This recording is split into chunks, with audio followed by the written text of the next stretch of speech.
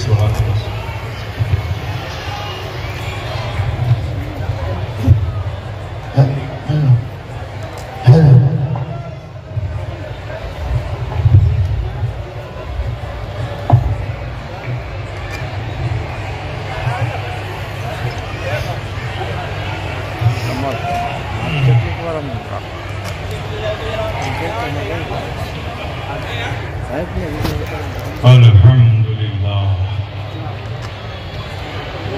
الحمد لله نعبده ونستعينه ونستغفره ونؤمن به ونتوكل عليه ونعوذ بالله من شرور أنفسنا ومن سيئات أعمالنا من يهده الله فلا مضل له ومن يضلل فلا هادي له ونشهد أن لا إله إلا الله وحده لا شريك له ونشهد أن محمدا عبده ورسوله. أما بعد فأعوذ بالله من الشيطان الرجيم. بسم الله الرحمن الرحيم. ألا إن أولياء الله لا خوف عليهم ولا هم يحزنون الذين آمنوا وكانوا يتقون. صدق الله مولانا العظيم وصدق رسوله النبي الكريم ونحن على ذلك لمن الشاهدين والشاكرين والحمد لله رب العالمين. بارگاہ رسالت اور آل رسالت میں محبت سے جھوم جھوم کر پوری دیانتداری اور ایمانداری کے ساتھ درود پاک پڑھ رہے ہیں. سیدنا مولانا محمد وعلى آل سیدنا مولانا محمد كما تحب ورضى بن تصلي علیہ الصلوۃ والسلام علیک یا رسول اللہ. ایک بار اور محبت سے درود پاک پڑھ رہے ہیں. اللهم صل علی سیدنا مولانا محمد وعلى آل سیدنا مولانا محمد كما تحب وترضى بن تصلي علیہ الصلوۃ والسلام علیک یا رسول اللہ. ایک بار اور نبی اور آل نبی پر جھوم جھوم کر پڑھ رہے ہیں. صلی اللہ علیہ نبی وآلہ صلی اللہ علیہ وسلم. صلاۃ و سلام علیک یا رسول اللہ. صلاۃ و سلام علیک یا حبیب اللہ. صلاۃ و سلام علیک یا نبی اللہ وعلی آلک و صحابک یا رسول اللہ صلی اللہ علیہ وسلم.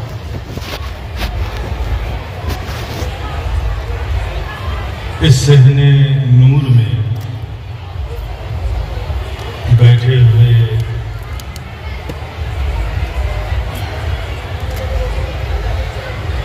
ذوی الاحترام سادات کرام، علماء کرام اور آپ دور و نزدیک سے آئے ہوئے پیارے پیارے سنی مسلمان، یہ فقیر شفیع گدائے جیلانی خواجہ قادری کی چوکھٹ پر ہاتھ باندھ کے دست بستہ یہ کہتا ہے کہ حضور یہ سب آپ کے اہل محبت ہیں، ان سب کا یہاں آنا قبول فرمانا. جو جو مقاصد حسنہ لے کر یہاں حاضر آئے ہیں، آپ دلوں کے حالوں کو اچھی طرح سے جانتے ہیں. لب ہلے پھر ملے تو بات ہی کیا ہے، یہ درد وہ ہے کہ صرف ارادہ کرو تو فیضان جاری ہو جائے. اور یہ میں پوری ذمہ داری سے کہتا ہوں، صرف لفظ نہیں دے رہا ہوں آپ کو، جملے نہیں دے رہا ہوں، ایک حقیقت آپ کو بتا رہا ہوں. میرے پیارے، آج جہاں آپ موجود ہیں، ہم میں سے کچھ لوگ آج بغداد کی سرزمین پر ہیں. ہم نہیں جا سکے تو مایوس مت ہونا، یہاں کی حاضری بھی دراصل بغداد کی حاضری.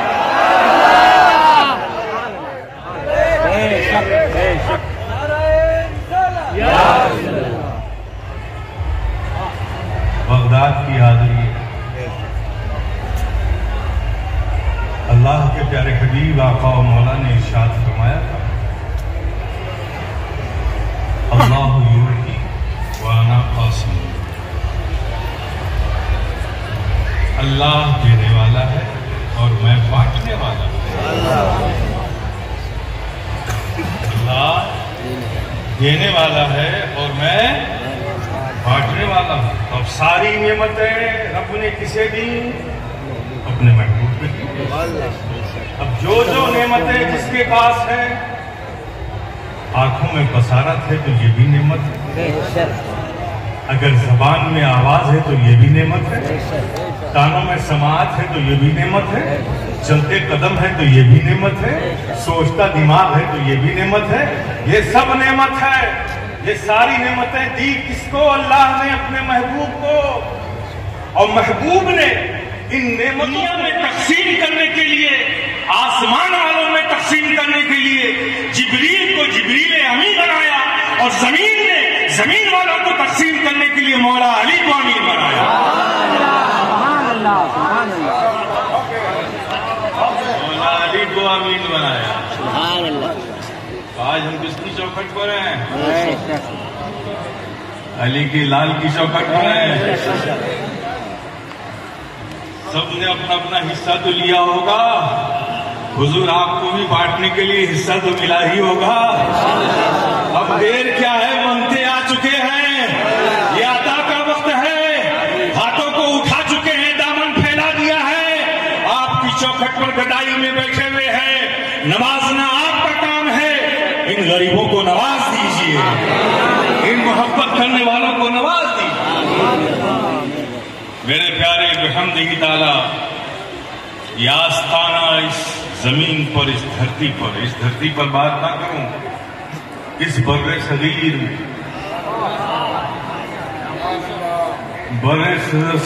میں، ہم حسنی سادات کا سروں کا تاج ہے.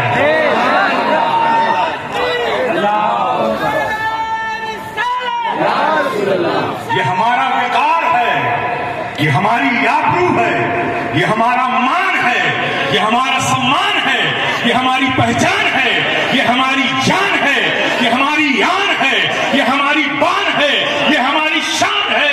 اس روئے زمین پر حسنی سادات کے لیے یہ آقا کا دربار ہے، یہ ہمارے سرتاج کا دربار ہے. تو میرے پیارے، ہمیں فخر ہے کہ ہماری نسبت ان آقاؤں سے ہے. ہم حسنی سادات، ہم حسنی سادات ہیں. ہمیں کسی سے کسی کا موقف لینے کی ضرورت نہیں ہے.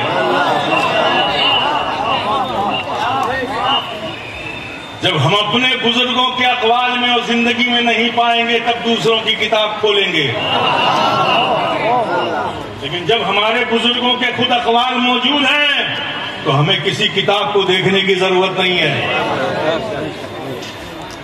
اس لیے میں کچھوچھا شریف کا جو موقف ہے وہ کچھوچھا شریف نے پہلے ہی اعلان کر دیا، اور بڑے ہی ایک عجیب وحشیانہ انداز میں جناب ابو طالب کے حوالے سے جو لوگ بات کرتے ہیں کہ وہ جاہل ہیں، وہ ہوش کے ناخن لیں. محفل میں شعر پڑھ گئے، آ جاؤ تنہائی میں، سارا بخار اتار کے رکھ دوں گا. یہ اہل سنت والجماعت کا مرکز ہے، یہ ہمارے آئیڈیل ہیں. اگر حضرت رسول اللہ شاہ کی بارگاہ میں حاضر ہو کر دست بستہ کہتا ہوں کہ ایسا کوئی قول ان کا دکھا دو. مشائخین چشت سے لے کر مشائخین سلسلہ قادریہ تک ان کا جو بھی موقف ہے بحمدہ تعالی ہم غلاموں کا بھی موقف وہی ہے. اور میں اس پہ تفصیل سے جانا نہیں چاہتا ہوں، میں اتنا کہنا چاہتا ہوں کہ ہم جیسے لوگ محفل میں بیٹھے ہوں تو احتیاط سے بولنا چاہیے، احتیاط سے بولنا چاہیے. یہ موقف اور عقیدے کی بات ہے، اور ہم عقیدے اور مسلک اور موقف میں کسی کو نہیں اپنے بزرگوں کو فالو کرتے ہیں. جو مخدوم سنہ کا موقف ہے وہی ہمارا موقف ہے. جو میر میرا پیر پیرا محبوب سبحانی غوث سمدانی شہباز لامکانی حضرت شیخ عبد القادر جیلانی کا موقف ہے وہی ہمارا موقف ہے. ہمیں کسی سے موقف لینے کی ضرورت نہیں ہے. احتیاط کرنا، اس طرح کی حرکت دوبارہ نہیں ہونی چاہیے. میں بہت ہی واضح لفظوں میں کہتا ہوں، موقف اور مسلک کے خلاف یہ فقیر شفیع گدائے جیلانی بات نہیں سن سکتا. اس لیے احتیاط کیجیے. بزرگوں کی بارگاہ ہے، بزرگوں کی بارگاہ میں خراج عقیدت پیش کیجیے. تو ہمارے دل میں نہیں، ہم سر پہ بٹھائیں گے تمہیں. غوث اعظم کی بارگاہ، یہ ان کی بارگاہ. آپ ان کے جلووں میں غوث اعظم کا جلوہ دیکھو. بغداد نہیں گئے ہو، کوئی فکر مت کرو، اس بغداد والے کی آل کی بارگاہ میں تو موجود ہو. نعمتیں دی گئی ہیں تو سب نے اپنا اپنا حصہ لیا ہوگا نا بھائی. تو غوث پاک کو عطا ہوئی، غوث پاک نے اپنی اولادوں کو عطا کیا. تو ظاہر ہے کہ آج ہم یہاں موجود ہیں، یہ بھی وہاں سے لے کر آئے ہیں. کس لیے آئے ہیں؟ ہمیں دینے کے لیے آئے ہیں، ہمیں بانٹنے کے لیے آئے ہیں. کیا ہے غلامان غوث اعظم، اے غلامان میر میرا پیر پیرا، غم مت کھاؤ. اگر تم وہاں تک نہیں پہنچ سکتے تو میری اولاد وہاں ہے، تم وہاں سے میرا صدقہ لے لو، وہاں سے میری نعمت لے لو. کیا نہیں ملتا ہے میاں، کیا نہیں ملتا ہے. یقین ہونا چاہیے. یقین اگر مضبوط ہے، پختہ ہے، تو سب کچھ حاصل ہوتا ہے. کنتو پرنتو بٹ لیکن پھر اسی میں الجھ کر رہ جاؤ گے. گاڑی آگے نکل جائے گی، کچھ نہیں ملے گا. کیا تم نے نہیں سنا کہ یہاں اندھوں کو روشنی مل گئی ہے؟ کیا تم نے نہیں سنا کہ یہاں نہ جانے کتنے پریشان حال آئے ہیں، ان کی پریشانیاں دور ہو گئی؟ کیا تم نہیں دیکھتے ہو کہ ہزاروں مریض یہاں آتے ہیں، شفا پا کے جاتے ہیں؟ یہ فیضان نہیں تو اور کیا ہے؟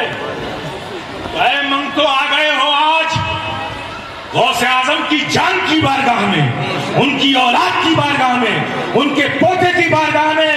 تو اپنے دل میں اپنے یقین کو مضبوط کر لو. آج نعمتوں کو عطا کرنے کا دن ہے، آج صدقے کو لٹانے کا دن ہے. جس کے دلوں میں جتنا یقین ہوگا اتنا ہی فیضیاب ہوگا، جتنا راسخ یقین ہوگا اتنا ہی کامیاب ہو کر یہاں سے جائے گا.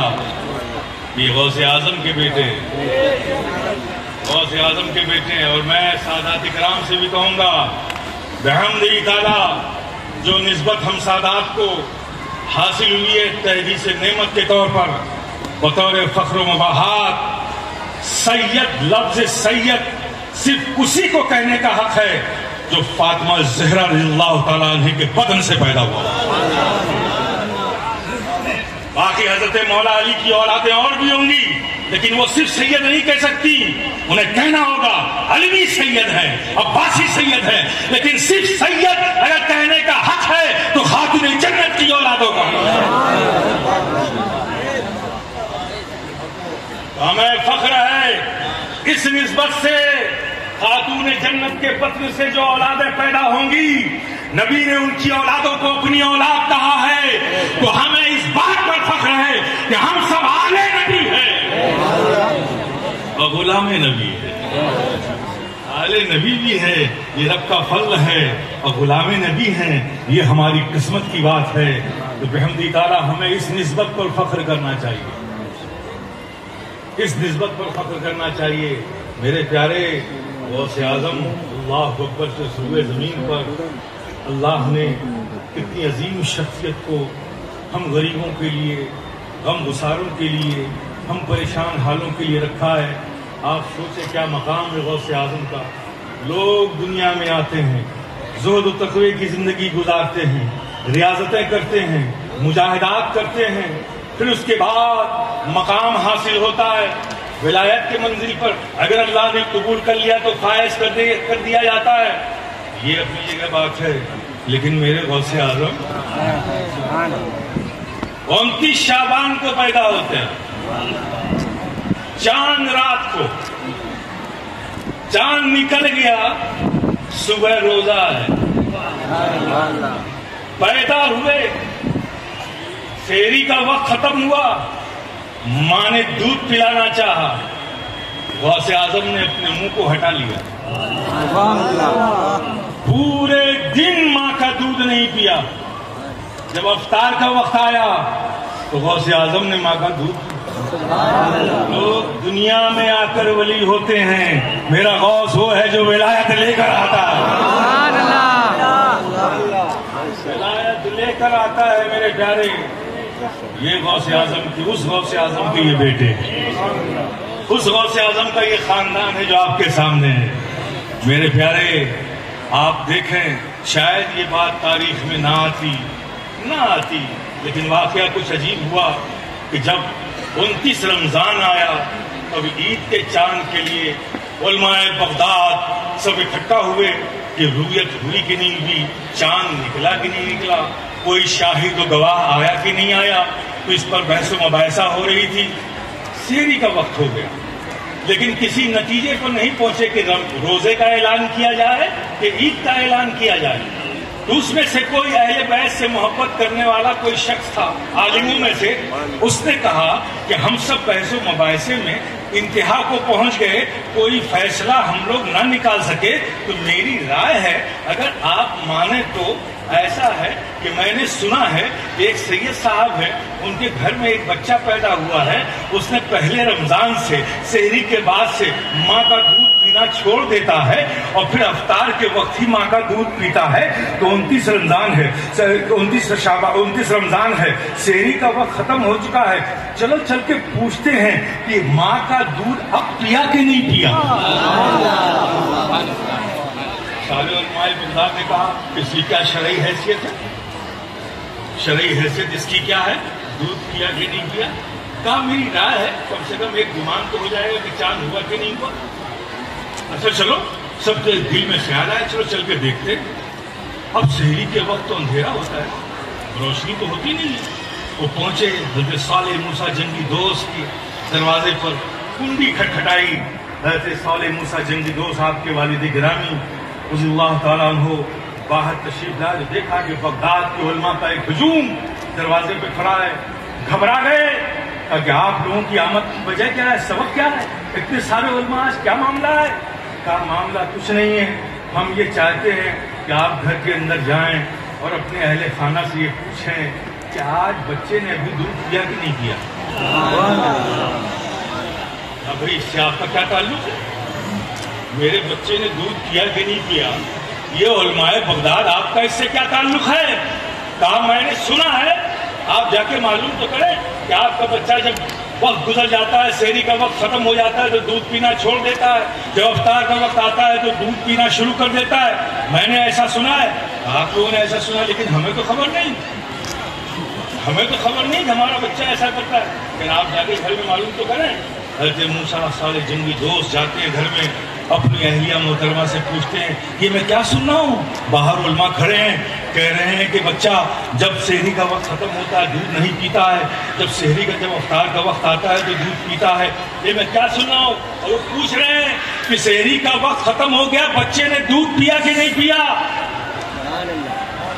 تو آپ کی اہلیہ نے فرمایا کہ وہ لوگ صحیح کہہ رہے ہیں، صحیح کہہ رہے ہیں، لیکن آپ ان کو اطلاع کر دیجئے کہ آج بچے نے دودھ پی لیا ہے۔ سارے علماء لوٹے۔ اب ظاہر ہے کہ دودھ پینا یا نہ پینا یہ کوئی شرعی دلیل تو تھی نہیں، لیکن میرے پیارے اللہ نے اپنے اس محبوب اور دیدہ بندے غوث اعظم کی ولایت و کرامت کو ظاہر کرنے کے لیے دیکھیے یہ واقعہ پیش آیا۔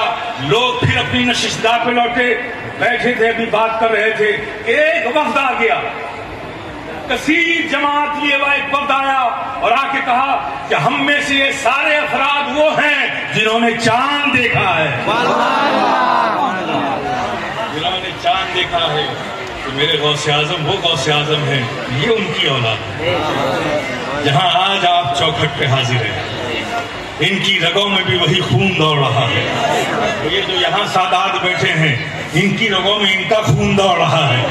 کتنے خوش نصیب ہیں آپ کہ آپ سب یہاں موجود ہیں میرے پیارے، یہ ہماری خوش نصیبی کی بات ہے۔ غوث اعظم کے حوالے سے جو باتیں کہی جاتی ہیں اور اولیاء کرام کے کرامتیں بیان کی جاتی ہیں، لیکن ظاہر ہے کچھ مستند ہوتی ہیں، کچھ خطیب اپنی طرف سے بھی کرامتوں کا اضافہ کر دیتے ہیں، لیکن غوث اعظم واحد وہ ذات ہے گروہ ولایت میں جن کی ہر کرامت روایت اور سند کے ساتھ محفوظ ہے، روایت اور سند کے ساتھ محفوظ ہے۔ جو واقعہ ہوا، جس نے سنا، پھر اس نے جس سے کہا، پھر اس نے جس سے کہا، پھر اس سے جس نے سنا، یہ روایتاً موجود ہے۔ اس لیے غوث اعظم کا کوئی قول، کوئی عمل بے سند نہیں ہے۔ یہ غوث اعظم کی ایک انفرادی شان ہے، انفرادی شان ہے میرے پیارے۔ غوث اعظم، اللہ اکبر۔ لوگ تو بڑی آسانی سے غوث اعظم کے کرامتیں بیان کر دیتے ہیں، ایک مردے کو زندہ کر دیا، ڈوبی ہوئی کشتی کو واپس نکال دیا، ارے بھی غوث اعظم تھے تو کر دیا۔ غوث اعظم تھے، اختیار تھا، بلاد اللہ ملکی تحت حکمی، حکمی نافذ فی کل حال، اللہ کے سارے ملک میرے حکم کے ماتحت ہے اور ان پہ ہر حال میں میرا حکم چلتا ہے۔ یہ غوث اعظم فرما رہے ہیں، یہ اختیار تھا تو کر دیا نا۔ یہ ہمارے کس کام کی چیز ہے؟ یہ کرامتوں کا اظہار و بیان یہ ہمارے کس کام کی چیز ہے؟ ہم بھی غوث اعظم ہیں کیا؟ وہ غوث اعظم تھے، انہوں نے کر دیا۔ ہمارے لیے تو کام کی چیز یہ ہے کہ غوث اعظم بنے کیسے؟ غوث اعظم بنے کیسے میرے پیارے؟ ایسے نہیں بن جاتے ہیں غوث اعظم، ایسے نہیں بن جاتے۔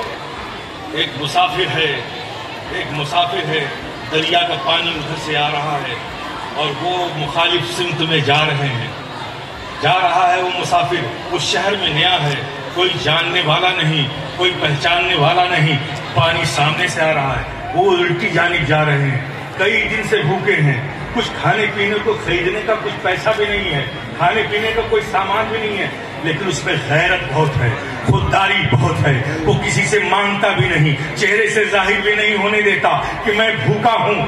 ندی کے کنارے چلے جا رہے ہیں، کچھ دور چلے تھے کہ ندی میں ایک بہتا ہوا سیب دیکھا تو ندی میں اترے، سیب کو اٹھایا، اسے کھایا، ایک بائٹ لیا، صرف ایک ہی ٹکڑا منہ میں سیب دیا کہ فوراً خیال آیا یہ سیب ہے تو اس کا کوئی مالک بھی ہوگا،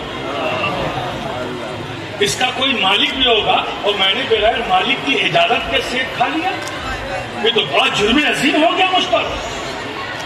ایسی طبیعت کے انسان تھے وہ جو مسافر تھے۔ پھر اس کے بعد چلتے گئے کہ سیب ادھر سے بہہ کے آ رہا ہے، چلتے گئے، سیب کو ایسے ہاتھ میں لے لیا، ایک بائٹ جو کھائی تھی اسے بھی واپس کر دیا، اب ڈھونڈنا شروع یہ کیا کہ سیب کدھر سے آ رہا ہے۔ چلتے چلتے آگے گئے تو دیکھا کیا کہ ندی کے کنارے ایک سیب کا باغ ہے، اس باغ کے سیب کے ایک پیڑ کی ڈالی پانی کے اوپر، ندی کے اوپر لٹکی ہوئی ہے۔ خیال آیا کہ شاید اسی ڈالی سے سیب ٹوٹ کر پانی میں گرا ہوگا جسے ہم نے اٹھایا ہے۔ آپ اس باغ کے مالک کے پاس جاتے ہیں، دروازہ کھٹکھٹاتے ہیں، وہ مالک باہر آتے ہیں، پوچھتے ہیں کہ مسافر آپ کون ہیں؟ میں نے تو آپ کو کبھی دیکھا نہیں، میں تو آپ کو جانتا نہیں، لیکن ہاں آپ نے مجھے کبھی نہیں دیکھا اور آپ نے کبھی مجھے جانا بھی نہیں، لیکن میں ایک مسافر ہوں، جا رہا تھا کہ اچانک ایک سیب بہتا ہوا دیکھا جو آپ کے باغ کا تھا اور آپ کی بغیر اجازت کے میں نے اسے کھا لیا، یہ جرم عظیم مجھ سے ہو گیا، میں اس کی معافی کے لیے آپ کے پاس آیا ہوں، اس کی معافی کے لیے میں آپ کے پاس آیا ہوں۔ وہ جو آپ کے مالک تھے وہ بھی بڑے جوہری تھے، کوئی عام آدمی نہیں تھے، جوہری تھے، اوپر سے نیچے تک دیکھا تو کہا آج تو ایک ہیرا چل کر میرے دروازے پر آ گیا۔ فرمایا کہ ہاں معاف کر دوں گا لیکن شرط ہے، شرط پوری کرنی پڑے گی تو معاف کروں گا۔ کہا آپ جو شرط رکھیں میں آپ کی ہر شرط ماننے کو تیار ہوں، لیکن اس جرم کے بوجھ کو لے کر میں زندہ نہیں رہ سکتا، آپ کی ہر شرط ماننے کو تیار ہوں۔ کہا آ جاؤ شہزادے، اندر آ جاؤ۔ گھر کے اندر لے گئے، آپ بیٹھو تو پہلے میری شرط تو سن لو. آپ جو بھی شرط لگائیں. آپ پہلی شرط یہ ہے میری سنو, معاف کر دوں گا. میری ایک بچی ہے جو آنکھوں سے اندھی ہے, جو زبان سے گونگی ہے, کانوں سے بہری ہے, ہاتھ سے لولی ہے, پیر سے لنگڑی ہے. تمہیں اس بچی سے نکاح کرنا پڑے گا. ایسی بچی سے نکاح کرو گے تو معاف کر دوں گا. اب آپ سوچئے کس طبیعت کے انسان تھے وہ مسافر شخص جو اپنے جرم کے بوجھ کو برداشت نہیں کرتے تھے. شرط مان لی, کہا مجھے منظور ہے. غور تو کر لو. کہا غور کرنے کی ضرورت نہیں ہے, میں اس جرم کو لے کر اپنے کندھوں پر جی ہی نہیں سکتا, مجھے ہر شرط منظور ہے. نکاح ہو جاتا ہے. اب وہ شخص جب اپنے کمرے میں اپنی بیوی کے کمرے میں پہنچتے ہیں تو دیکھا کیا کہ ایک دلہن بیٹھی ہوئی ہے. جیسے ہی کمرے میں داخل ہوئے وہ پلنگ سے اٹھ کر نیچے آ گئی, کھڑی ہو گئی اور اس نے سلام کیا. اب یہ حیرت زدہ کہ مجھے بتایا گیا تھا کہ پیروں سے لنگڑی ہے, ہاتھوں سے لولی ہے, آنکھوں سے دکھتا نہیں, تو اس کو آنا کیسے دیکھ لیا اس نے, ہاتھ اٹھا کے سلام کیسے کیا, اور پیروں کے بل کھڑی کیسے ہو گئی. اگر لنگڑی تھی تو کھڑی کیسے ہو گئی, اگر لولی تھی تو ہاتھ اٹھا کر سلام کیسے کیا. میں نے تو بغیر آہٹ کے اندر داخل ہوا تو اس نے دیکھا کیسے. جب یہ دیکھا تو احساس ہوا کہ شاید میں کسی غلط جگہ آ گیا ہوں. کمرے سے واپس پھر لوٹے بڑی تیزی کے ساتھ.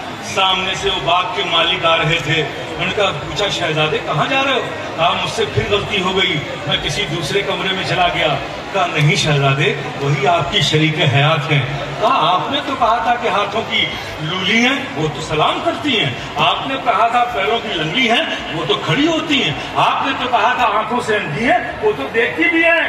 کہا ہاں میں نے کہا تھا کہ وہ آنکھوں سے اندھی اس لیے ہے کہ انہوں نے کبھی کسی غیر محرم کو نہیں دیکھا. پیروں سے لولی لگڑی اس لیے ہے کہ انہوں نے گھر کی دہلیز سے کبھی قدم باہر نہیں نکالا. زبان سے گونگی اس لیے ہے کہ ان کی آواز کو کبھی کسی غیر محرم نے سنا نہیں. کان سے بہری اس لیے ہے کہ انہوں نے کسی غیر محرم کی آواز سنی نہیں. میرے پیارے, جب ایسے دو پاک باز, پاک تینت, پاک صفات, نفوس قدسیہ آپس میں ملتے ہیں تو غوث اعظم جیسی شخصیت پیدا ہوتی ہے.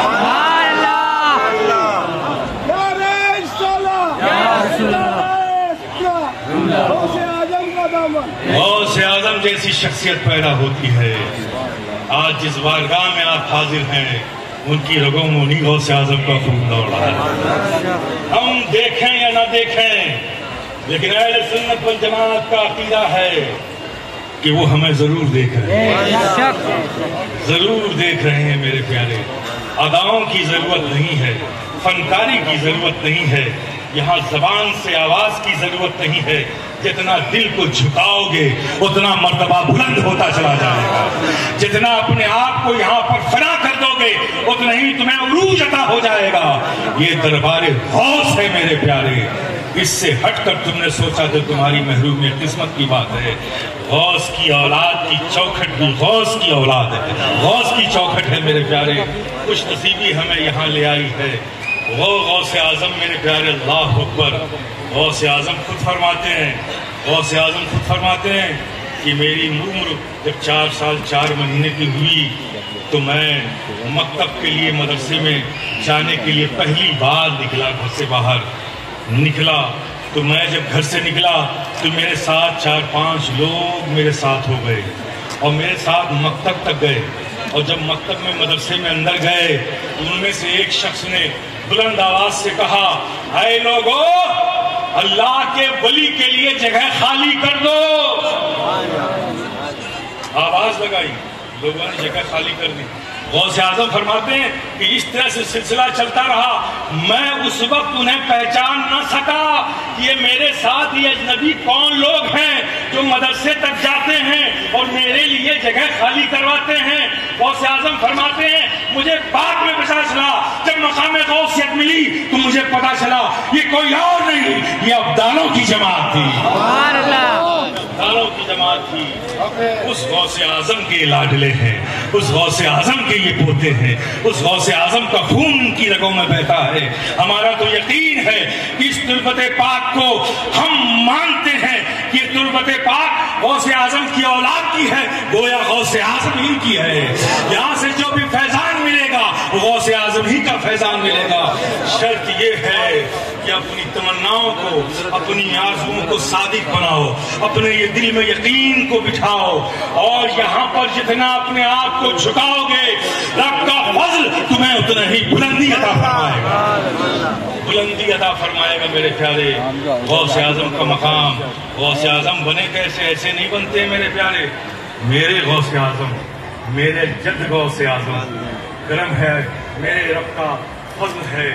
اس عطا پر ناز کرتا ہوں تحدیث نعمت کے طور پہ، بطور فخر و مباحات رب کا لاکھوں لاکھوں کروڑوں کروڑوں زندگی کی حساس کے ساتھ شکر ادا کرتا ہوں کہ اے میرے کریم رب، تو نے مجھے نسبت کیسی عظیم عطا کر دی، غوث اعظم کے خاندان سے نسبت ادا کر دی. ہمارے غوث اعظم جسے دنیا میر میرا، پیر پیرا، محبوب سبحانی، غوث سمدانی، شہباز لامکانی، حضرت شیخ عبد القادر جیلانی کہتی ہے، وہ غوث اعظم ہمارے جد ہیں. بنتے کیسے غوث اعظم ہیں؟ یوں ہی نہیں بن جاتے. غوث اعظم فرماتے ہیں کہ میں نے ریاضت کی دنیا میں جب قدم رکھا، مجاہدات کے میدان میں جب قدم رکھا، تو 1 سال تک میں نے صرف جنگل کی سوکھی گھاس کھائی. پھر 1 سال تک میں نے صرف دریائے دجلہ کا پانی پی کر گزارا. پھر 1 سال تک نہ میں نے کچھ کھایا نہ میں نے کچھ پیا. بولو عقل رکھنے والوں، مجھے بتاؤ، 1 سال سوکھی گھاس کھا کر کوئی زندہ رہ سکتا ہے؟ پھر 1 سال صرف پانی پی کر کوئی زندہ رہ سکتا ہے؟ پھر 1 سال بغیر کچھ کھائے پیے زندہ رہ سکتا ہے؟ نہیں رہ سکتا میرے پیارے. لیکن غوث اعظم ریاضت اور مجاہدات کی اس میدان سے، اس مشکل گزار راستے سے گزرے، اس مقام پر پہنچے میرے پیارے. اور یہی وجہ ہے کہ جب 1 سال سوکھی گھاس کھائی، کوئی اناج نہیں گیا پیٹ میں، صرف پانی پیا، تو جو کچھ تھا وہ سب دھل گیا. اور جب سب بھوکے رہے تو وہ جو جسم کی کثافت ہے، جو مادیت ہے، جو انسان کے اندر ایک مادیت ہے اور اس کی جو کثافت ہے، وہ سب جب دھل گئی تو 1 سال بھوکے رہ کر ان سب کو جلا کر راکھ کر دیا. اب وہ جو مادیت تھی وہ غوث اعظم کی ختم ہو گئی. اب مکمل غوث اعظم میں لطافت آ گئی، اور جب لطافت آ گئی تو پھر فرمایا قم باذن اللہ، اللہ کے حکم سے زندہ ہو جا. تم مردے زندہ ہو گئے.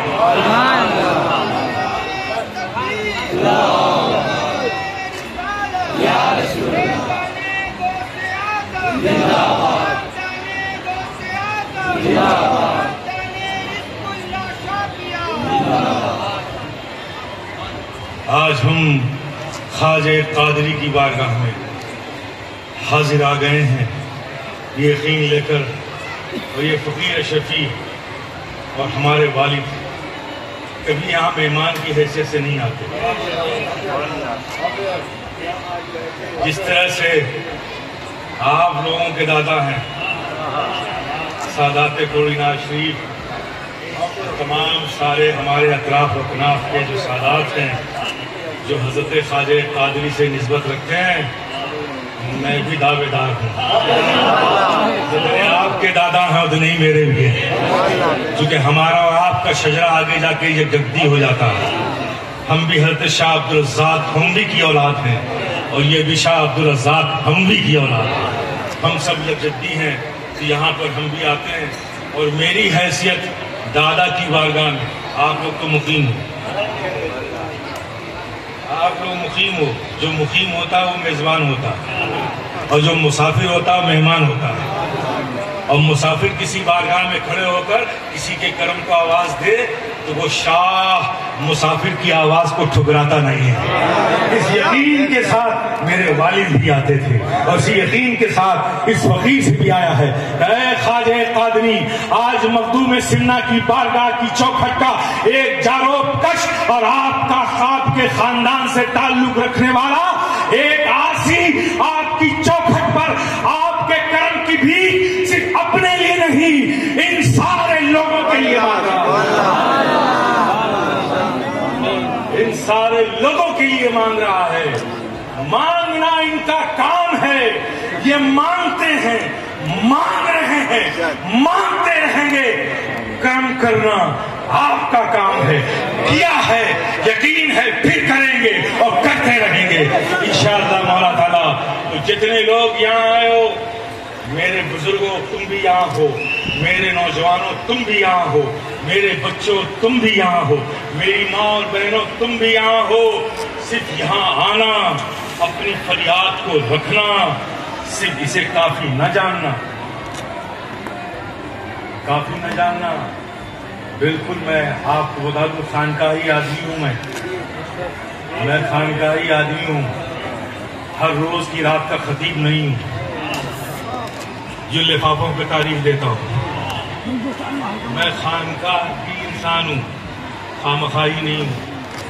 اس لیے میں کہتا ہوں کہ آپ نے ولیوں کے بارے میں سنا ہے نا کہ ولی وہ ہو جسے دیکھ کر خدا یاد آ جائے، سنا ہے نا، سنا ہے نا؟ تو میرے پیارے بالکل حق ہے۔ تو میں پوچھتا ہوں آپ سے، حضرت رسول اللہ شاہ خواجہ قادری ولی ہے کہ نہیں ہے؟ ان کی چوکھٹ پہ آ کے آپ کو خدا کیوں نہیں یاد آتا؟ اس بارگاہ میں آ کے خدا کیوں نہیں یاد آیا؟ اگر خدا یاد آیا تھا تو عشاء میں کہاں تھے آپ؟ مغرب میں کہاں تھے آپ؟ عصر میں کہاں تھے آپ؟ ظہر میں کہاں تھے آپ؟ یہ شارٹ کٹ راستہ چھوڑ دو میرے پیارے، نو شارٹ وے، اونلی اسٹیٹ وے پانا ہے، قرب حاصل کرنا ہی ہے۔ تو جسے یہ پسند کرتے ہیں اسے تم پسند کر لو۔ جو ان کی عادت ہے یہاں آئے ہو چادر اور پھول کی پتیاں لے کر اور شیرنی فاتحے کی لے کر اپنے گھروں کو مت جاؤ، ان کی کوئی ایک ادا لے کر جاؤ۔ نماز نہیں چھوڑتے تھے، یہی لے کر جاؤ کہ اب ہم بھی نہیں چھوڑیں۔ محبتوں سے جاؤ، ان کی بارگاہ سے یہ نعمتیں لے کر جاؤ۔ میرے پیارے، میں یقین کے ساتھ کہتا ہوں کہ جب ہم اپنی پسند کی چیزیں ان کے یہاں لے کر جاتے ہیں، یہ پھول اور چادر ان کی پسند ہے کیا؟ مجھے بتاؤ نا، معذرت کے ساتھ حضرات، پھول پس چادر خواجہ قادری کی پسند ہے کیا؟ یہ شیرنی خواجہ قادری کی پسند ہے کیا؟ اور یہ جو ہم مثال ثواب کرتے ہیں، ان کو اس کی ضرورت ہے کیا؟ یہ سب ہمیں فائدہ دیتی، پھول و چادر پیش کرتے ہیں، ہماری محبتوں کو قرار آتا ہے۔ مثال ثواب کرتے ہیں، اس کا بھی ثواب، اس کا بھی ہمیں ثواب و صلہ ملتا ہے۔ یہ سب ہمارے فائدے کی چیز ہے، یہ سب ہم اپنی پسند کی لے کر جاتے ہیں۔ تو میرے پیارے، یہ سب ہماری پسند کی چیزیں ہیں۔ تو اے خواجہ قادری، آج غلاموں کو بتا دیجئے نا کہ آپ کو کیا پسند ہے، غلاموں کو کیا پسند ہے۔ میرے پیارے، اپنے قلب کی طرف اپنی توجہ کو ڈالو، تمہیں یہ صدا آئے گی دل کی دھڑکنوں سے، ارے میرے محبت کرنے والوں، میرے غلاموں، مجھے چاہنے والوں، تمہیں اب تک پتا نہیں کہ مجھے کیا پسند ہے۔ مجھے تلاوت قرآن پسند ہے، مجھے برد درود پسند ہے، مجھے نماز پسند ہے۔ میرے پیارے، یہی صدا آئے گی تربت پاک سے۔ تو میں کہتا ہوں میرے پیارے کہ جب تم اپنی پسند کی چیزیں لے کر حاضر ہوتے ہو، یہ تم کو خالی نہیں لوٹاتے، خالی نہیں لوٹاتے۔ ایک بار ان کے پسند کی چیز لے کر جاؤ، جانے سے پہلے مسجد میں بیٹھو، کچھ تلاوت کر لو، نماز پڑھ لو، ورد کر لو درود پاک کا، اب ان سب کو لے کر پہنچو، سرکار یہ میں لایا ہوں آپ کی بارگاہ میں۔ مسکرا پڑیں گے میرے پیارے، یہ فقیر شفیع گدائے جیلانی کا وجدان بولتا ہے۔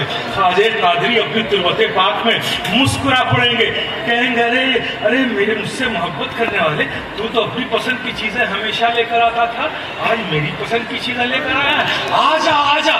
آپ کہنا چاہو گے کچھ کہنے کی ضرورت نہیں ہے، آجا، میرا دست کرم تجھے اپنے قریب کرنے کے لیے تیار ہے، تجھے نوازنے کے لیے تیار ہے۔ تو اپنی پسند کی چیزیں لے کر آتا تھا تو میں محروم نہیں لوٹاتا تھا، آج تو میری پسند کی چیزیں لے کر آیا ہے، میں کیسے تجھے محروم لٹاؤں گا؟ بزرگوں سے لینے کے طریقے یہ ہوتے ہیں میرے پیارے، یہ ساؤنڈ باکس سے آواز لگانے سے کام نہیں چلتا، اس آواز کو بند کر دو، آف کر دو، دل کی دھڑکنوں کی صداؤں کو بلند کرو۔ خواجہ قادری کا نعرہ لگانا ہے تو دل کی دھڑکن، ہر دھڑکن بولے یا خواجہ قادری، یا خواجہ قادری، یا خواجہ قادری، یا خواجہ قادری۔ جب زبان سے الفاظ نکلے تو دل مچل اٹھے، دل میں ہلچل پیدا ہو جائے، دل میں ایک روحانیت آ جائے۔ اگر ایسا ہوتا ہے تو پھر تم نے یا خواجہ قادری کہنے کا حق ادا کیا۔ اگر نعرہ لگانے سے کوئی کیفیت تمہاری نہیں بدلتی نا، بغل والے کا خیال، آگے والے کا خیال، دھکے مار کے اس کو آگے، دھکے مار کے اس کو پیچھے، اگر یہ سب ہے اس کا مطلب یہ ہے کہ تم حق ادا نہیں کر رہے ہو۔ ارے خواجہ قادری کی چوکھٹ پہ ہو، ہزاروں میل دور رہنے والا یا خواجہ قادری پکارتا ہے تو وہاں مدد پہنچ جاتی ہے۔ تم چوکھٹ پہ رہ کر ان کو دیکھ رہے ہو، ارے ان کو دیکھ رہے ہو، خواجہ قادری خود موجود ہیں، ان کو نہیں دیکھ رہے ہو، ان کو نہیں دیکھ رہے ہو کہ وہ ہمیں دیکھ رہے ہیں۔ کیا تمہارے ذہنوں سے یہ بات نکل گئی؟ میرے پیارے، ہر حاضر ہونے والا یہ اچھی طرح سے دماغ میں رکھ لے کہ ہماری آنکھوں میں وہ صلاحیت نہیں ہے کہ ہم انہیں دیکھ سکیں، لیکن یہ بھی حقیقت ہے کہ اللہ نے ان اولیاء کرام کو یہ قدرت اور اختیار دیا ہے کہ وہ اپنی تربت پاک سے ہم سب کو دیکھ رہے ہیں، ہم سب کو دیکھ رہے ہیں۔ اس لیے ایک لغزش تمہیں برباد کر سکتی ہے اور محبت کی ایک پھوہار تمہیں عروج تک پہنچا سکتی ہے۔ بارگاہ میں ادب کے ساتھ حاضری دو، بارگاہ میں ادب کے ساتھ حاضر ہو، محبت لیے، محبت بھرا دل لے کر حاضر ہو۔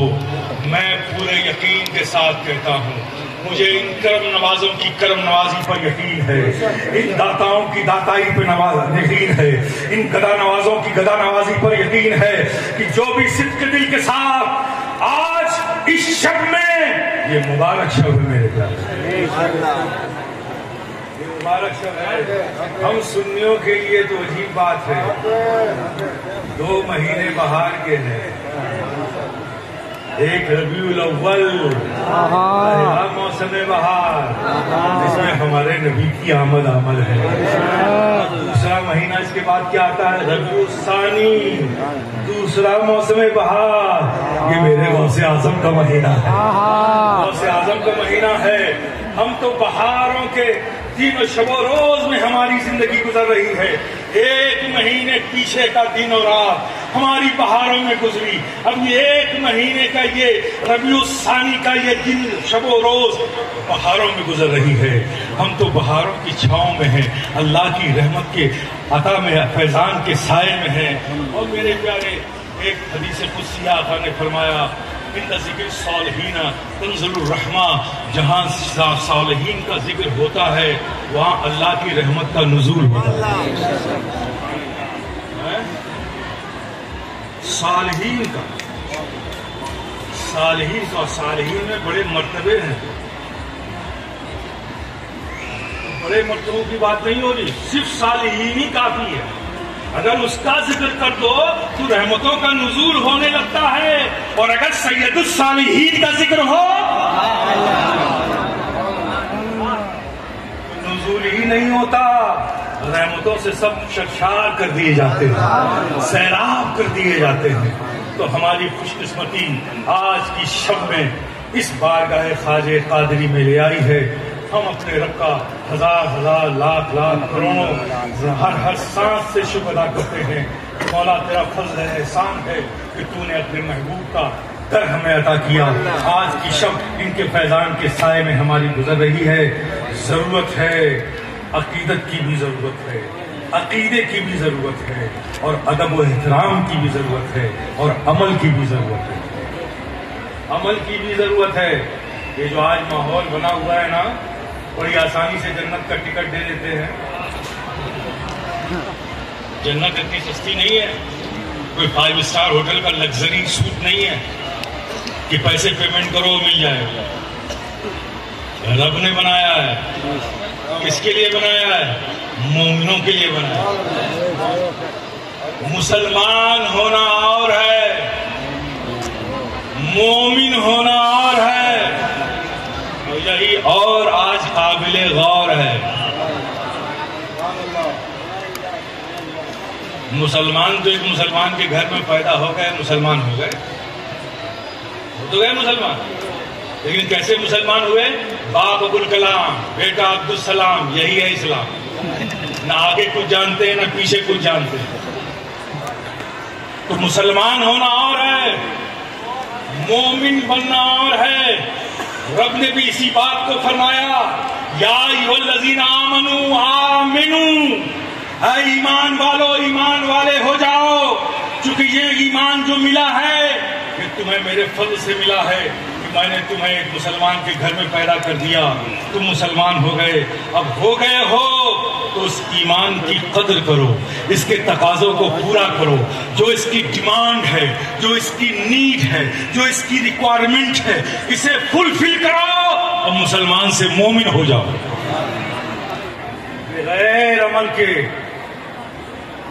نو پاسبلٹیز نہیں ہے کہ آپ ڈائریکٹ چلے جاؤ، ڈائریکٹ چلے جاؤ، یہ پاسبل نہیں ہے، اس کے لیے عمل چاہیے۔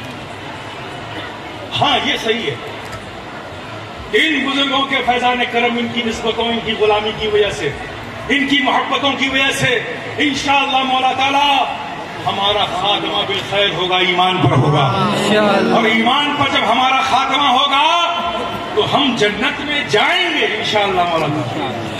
لیکن اگر عمل خراب ہوا تو اللہ پاک اس عمل کی خرابی کی وجہ سے جہنم میں بھی کچھ دنوں تک کے لیے رکھ سکتا ہے۔ عمل کی خرابی کی سزا بھگتو گے، جب اللہ کے جب تک چاہے گا رکھے گا، جب سزا پوری ہو جائے گی پھر ایمان پر خاتمہ ہوا ہے، یہ ایمان تمہیں پھر جنت میں لے کر جائے گا۔ میں کہتا ہوں میرے پیارے، یہ وایا جہنم جنت میں کیوں جانا چاہتے؟ یہ عمل خراب کر کے وایا جہنم پھر جنت، یہ کس سے ملنے کا شوق ہے آپ کو؟ ہٹلر سے، نیپولین بوناپارٹ سے، ماؤ زے تنگ سے، لنکن سے کس سے ملو گے؟ کس سے ملنا چاہتے ہو؟ ارے بھائی ہم سب تو ان بزرگوں کے چاہنے والے ہیں، ہمارا تو عمل ایسا ہونا چاہیے کہ آگے آگے جا رہا ہے، دیکھیے مست خرام، پیچھے پیچھے نقش پا کو چومتا جاتا ہوں میں، آگے آگے وہ میرا پیر و مرشد جا رہا ہے، آگے آگے وہ میرا رہنما جا رہا ہے، اور پیچھے پیچھے ہم سب جا رہے ہیں۔ ہونا تو یہ چاہیے، اس کے لیے عمل ضروری ہے، عمل ضروری ہے۔ اپنے ناقص عمل کو اچھا عمل بنانے کی کوشش کرو میرے پیارے، اپنی نیتوں کو صاف کرو۔ یہ سب جو آفات اور بلا آ رہی ہے نا، مشکلیں آ رہی ہے نا، یہ سب ہمارے عمل کا بیک فائر ہے، یہ سب ہمارے عمل کا بیک فائر ہے۔ میرے پیارے، تم دوسروں پر تنقید کرنا، تبصرہ کرنا، کرٹیسائز کرنا بند کرو۔ ہم سب کو سب سے پہلے اپنے اعمال کا محاسبہ کرنا چاہیے۔ ہم صرف مسلمان ہیں کہ مومن بھی ہیں؟ اگر مومن ہیں تو اللہ کے احکام سے ہم نے منہ کیوں موڑ رکھا؟ جو چیز رب کو پسند نہیں وہ ہماری زندگی میں کیوں ہے؟ رب کو پسند نہیں ہے، نفاق رب کو پسند نہیں ہے، دکھاوا رب کو پسند نہیں ہے، مکر رب کو پسند نہیں ہے، ریا رب کو پسند نہیں ہے، حسد رب کو پسند نہیں ہے، بغض عناد رب کو پسند نہیں ہے، غصب رب کو پسند نہیں ہے، بدنیتی رب کو پسند نہیں ہے، جلن رب کو پسند نہیں ہے۔ جب یہ سب رب کو پسند نہیں ہے تو کیوں اسے اپنی زندگی میں تم نے پال رکھا ہے؟ نکال پھینکو میرے پیارے، ہر اس چیز کو اپنے وجود میں لانے کی کوشش کرو جو رب کو پسند ہو، اور مسلمان سے مومن بن جاؤ۔ مومن بن گئے میرے پیارے، زمانہ کل تاریخ اٹھا کر دیکھو، بدر کے میدان میں 313 نے ہزاروں کی فوج کو اپنے قدموں میں جھکا دیا، اس لیے کہ وہ 313 صرف مسلمان نہیں تھے، وہ 313 کے 13 سب کے سب مومن تھے، مومن کامل تھے، تو ہزاروں کی لشکر آ کے قدموں میں گر گئے، اور ان کی مدد کے لیے آسمان سے ملائکہ اتر پڑے، بھاگتے ہوئے ان مجرموں کو پکڑ پکڑ کے فرشتوں نے ان کے ہاتھ باندھ دیے اور مسلمانوں نے جا کے انہیں پکڑ لیا. یہ بدر کا واقعہ ہے. اس لیے کہ وہ صرف مسلمان نہیں تھے، مومن کامل تھے. جب ایک مسلمان مومن کامل ہو جاتا ہے تو اللہ کی نصرت اور حمایت آسمانوں سے اترنے لگتی ہے. میرے پیارے، اپنے آپ کو بدلنے کی کوشش کرو، یہ اختلاف سے اپنے آپ کو بچاؤ. آپ کسی کو یہ حق حاصل نہیں ہے کہ 1400 سال کے بعد وہ شخصیتیں جو 1400 سال پہلے گزری ہیں ان کا تقابل کرے، آپس میں ان پر گفتگو کرے، ان پر تبصرہ کرے. آقا نے فرما دیا اصحابیوں کا نجوم اہتدیتم، میرے سارے صحابہ ستاروں کی مانند ہیں، جن کی چاہو پیروی کرو تمہیں ہدایت مل جائے گی. تو بس آقا نے فرما دیا ہمارے لیے کافی ہے. اور وہ لوگ بھی سن لیں جو تقابل کرنے کے لیے مارکیٹ میں نکلے ہیں، انہیں بھی باور کرانا چاہتا ہوں تمہاری حیثیت نہیں ہے کہ تم تقابل کرو. حضرت امیر معاویہ سے مولا علی کا تقابل کرو گے؟ آسمان کو زمین سے ملانا چاہتے ہو، زمین کو آسمان سے ملانا چاہتے ہو؟ ایسے لوگ بھی ہوش کے ناخون لیں. یہ تقابل ان کی آخرت کو برباد کر سکتا ہے. ہمارے لیے سارے صحابہ باعث تعظیم و تکریم ہے، لیکن تقابل کا بھی حق ہمیں نہیں ہے کہ ہم کسی کے درمیان کسی کا تقابل کریں. ہمیں سب کی تعظیم کرنا ہے.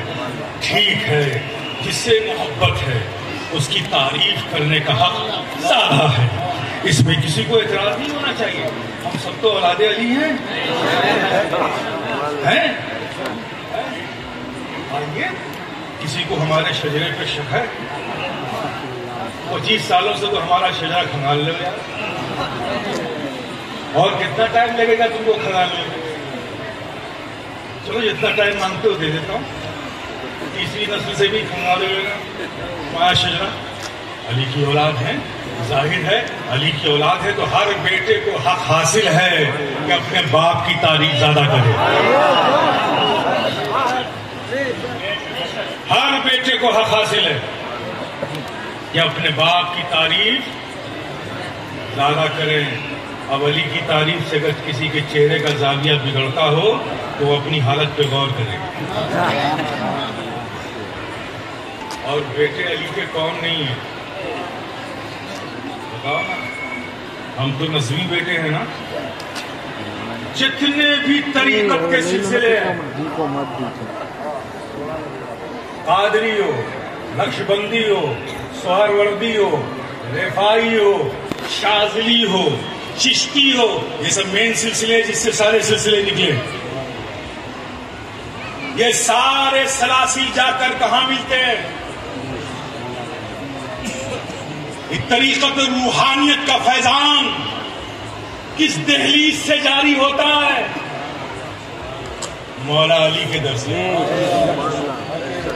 تو ہر سلسلے کے جد کون ہوئے؟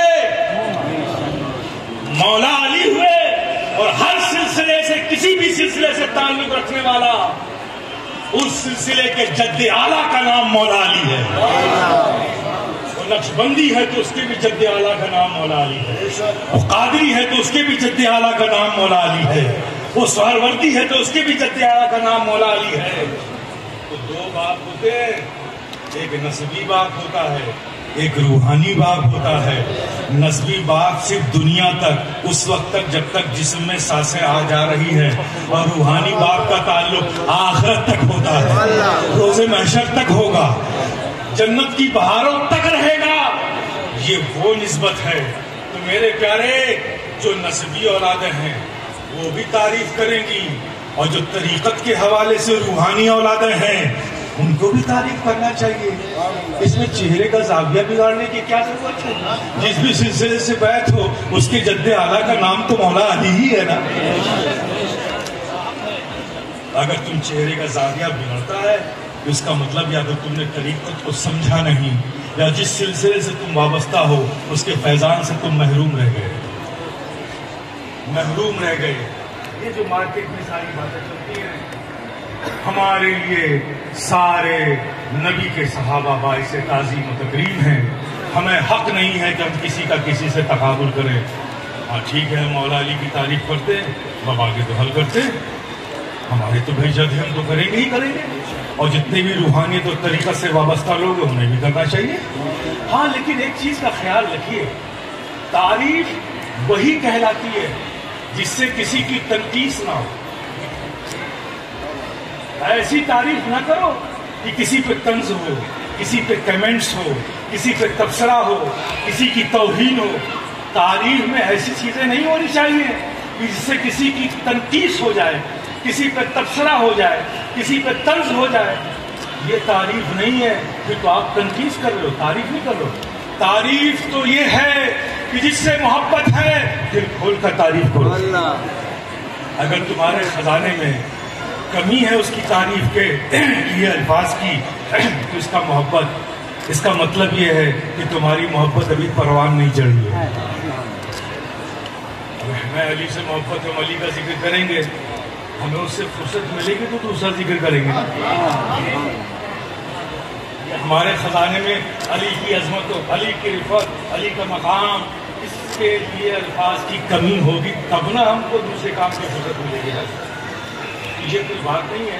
ہاں ہمیں احتیاط کرنا چاہیے، تعریف ایسی نہ کرو جس سے کسی کی برائی ہو، اس کا بھی خیال رکھنا چاہیے۔ ہمیں سب کی تعظیم و تکریم کرنی چاہیے، سب کی عزت کرنی چاہیے، اور سارے سلاسل ہمارے سلسلے ہیں، جتنے بھی سلاسل حقہ ہیں وہ سب ہمارے سلسلے ہیں، سب ہمارے بزرگ ہیں، سارے اکابر ہمارے اکابر، سارے اولیاء دین ہمارے اولیاء دین، سارے بزرگ ہمارے بزرگ ہیں۔ میرے پیارے، وہ باپ عقل مند نہیں ہوتا جو اپنے بیٹے کو چچا کی شان میں گستاخی کرنا سکھائے۔ اگر ایسی روش رکھی کسی باپ نے کہ چچا کو کہو گالی دو، بیٹے سے کہہ کے گالی دو، تو وہ باپ انتظار کر لے کہ جب چچا کو گالی دے کر فرصت پائے گا نا تو پھر ایک دن تمہیں بھی گالی دے گا۔ ہم جس سلسلے سے مرید ہیں، ظاہر ہے جو ہمارے باپ ہوئے، روحانی باپ ہوئے، لیکن دوسرے سلسلے کے بزرگ وہ ہمارے چچا ہوئے، وہ بھی روحانی باپ ہے، ہمیں ان کی بھی تعظیم کرنا ہے، ان کی بھی تکریم کرنا ہے، ان سے بھی محبت کرنا ہے، برائی نہیں کرنا ہے۔ یہ اہل سنت والجماعت کا کبھی موقع نہیں رہا، نہ یہ انداز رہا ہے۔ میرے پیارے، اپنے بیچ سے نفاق کو دور کرو اور محبت سے رہنے کی کوشش کرو۔ ان محبتوں سے اپنے سینوں کو معمور کرو اور ان محبتوں کو لے کر بارگاہ میں آؤ۔ یہ فقیر شفیع گدائے جیلانی آج اس در پر کھڑا ہو کر یہ کہتا ہے، یقین جانو اگر تم نے اپنے دل کو صدق سے پاک کر لیا، دل کو اپنے تم نے صدق سے بھر لیا، یقین کو مضبوط کر لیا، تو کوئی بھی فرد، بچہ ہو یا بوڑھا، جوان ہو یا بچہ، کوئی بھی ہو، میری ماں اور بہنیں ہیں، کوئی بھی ہو، آج اس شب میں اس بارگاہ سے انشاءاللہ مولا تعالیٰ کوئی محروم نہیں لوٹے گا۔ خواجہ قادری کی بارگاہ میں اس فریاد، اس مسافر، اس عاشیار، اس گنہگار محمود کی یہ صدا ہے، اے خواجہ قادری چلمن اٹھا دو، دیکھ لو اپنے غلاموں کو، آج نوازنے کا دن ہے، سب کو نواز دو، عطا کر دو۔ میرے پیارے، لینے کے لیے بھی دل چاہیے، کاسہ گدائی چاہیے، لوگ کس میں سے؟ آپ نے دیکھا ہے بنجر زمین پہ کوئی دانہ ڈالتا ہے کیا؟ اوسر زمین، بنجر زمین، کنکریلی پتھریلی زمین پر کوئی گیہوں بوئے گا، کپاس بوئے گا، مونگ پھلی بوئے گا کیا؟ ارے یار اس میں کچھ پیدا ہی نہیں ہوگا، تو کائے کو بونے کا؟ لیکن اگر کاشتکاری کی زمین ہے اس میں دانہ ڈالا جاتا ہے۔ تو میرے پیارے، ان بزرگوں کے فیضان میں کوئی کمی نہیں ہے، ان کے پاس دانے کی کوئی کمی نہیں ہے۔ بس تم اپنی زمین کے بنجر پن کو دور کرو، اسے کاشت کے لائق بناؤ، پھر دیکھو رحمت کی بوندیں کبھی بغداد سے آ جائیں گی، کبھی خواجہ قادری کی بارگاہ سے مل جائیں گی، کبھی مخدوم سمنا کی چوکھٹ سے مل جائیں گی، کبھی تاجدار چشت خواجہ خواجگاہ عطائے رسول غریب نواز کی بارگاہ سے مل جائے گی، کبھی سلطان المشائخ محبوب الہی کی بارگاہ سے مل جائے گی۔ اس دل کی زمین کو شاداب کرو، زرخیز کرو، نفاق کو نکالو زرخیز کرو، حسد و جلن کو نکالو زرخیز کرو، برائیوں سے اپنے دل کو صاف کرو زرخیز کرو۔ جب یہ کھیتی کے لائق زمین ہوگی تو پھر تمہیں دانہ تلاش کرنے کی ضرورت نہیں ہوگی، اب رحمت کی بوندیں اس چوکھٹ سے تمہیں مل جائیں گی، جس چوکھٹ میں بھی حاضر ہوگے تم سیراب کر دیے جاؤ گے۔ میرے پیارے اپنے دل کو صاف کرو اور ایک دوسرے سے آپس میں ایک دوسرے کے لیے محبتیں پیدا کرو۔ اللہ پاک آپ سب کی حاضری کو قبول فرمائے۔ اس وطین شفیع گدائے جیلانی کی بھی سرکار حاضر قبول فرمائے۔ وآخر دعوانا الحمدللہ رب العالمین، ما توفیق الا باللہ، استغفر اللہ استغفر اللہ۔